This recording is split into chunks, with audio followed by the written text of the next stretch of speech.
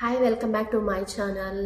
తనూజ ఎక్కువగా ఆలోచిస్తుంది అనిపిస్తుంది.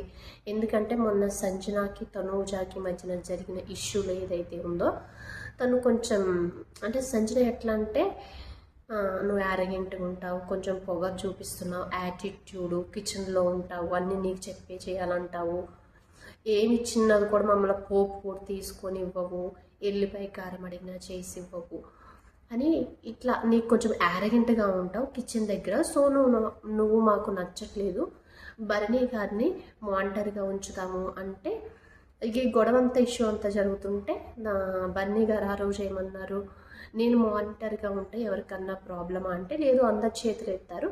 అప్పటి నుంచి తనూజ హట్ అవుతుందంట.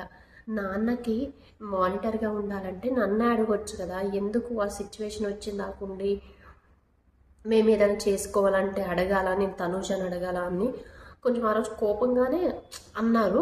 సో దానికి తనూజ హట్ అయింది, నాన్న నన్ను అడగొచ్చు కదా మానిటర్ కావాలంటే అని.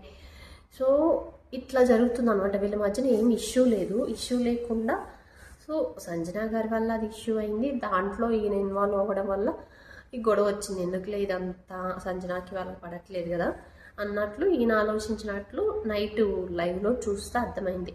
తనూజని పిలిచి మాట్లాడినప్పుడు, లేదమ్మా నేను ఒక రోజు ఉండి అసలు సిచ్యువేషన్ ఏంటి చూసి ఇట్లా ఉంటుంది సిచ్యువేషన్ అని చెప్పి మళ్ళీ నీకే ఇచ్చేద్దాం అనుకున్నాను, అందుకే నేను మానిటర్గా కావాలన్నా, నేను ఉంటే ఎవరికి అభ్యంతరం లేదు కదా అని అడిగాను అంతే అని అన్నది. అప్పటికి కూడా తనూజ వినట్లేదు అనమాట. నువ్వు నన్ను అడగొచ్చు కదా నాన్న మానిటర్ కావాలంటే, నీ మాటలు ఒకలాగా ఉన్నాయి, చూపులో ఒకలాగా, చేతలు ఒకలాగా ఉన్నాయని ఇంక ఎక్కువ ఆలోచిస్తుంది. ఇమాన్యుయల్తో అదే చెప్తుంది, రీతుతో అదే చెప్తుంది. సో ఇది ఇంకా డ్రాగ్ చేసుకుంటున్నా తప్ప అక్కడ ఏం లేదు. చిన్న విషయం మాట్లాడుకుంటే సాల్వ్ అవుతుంది, కానీ వీళ్ళు ఇంకా డ్రాగ్ చేసుకుంటున్నారు అనిపిస్తుంది.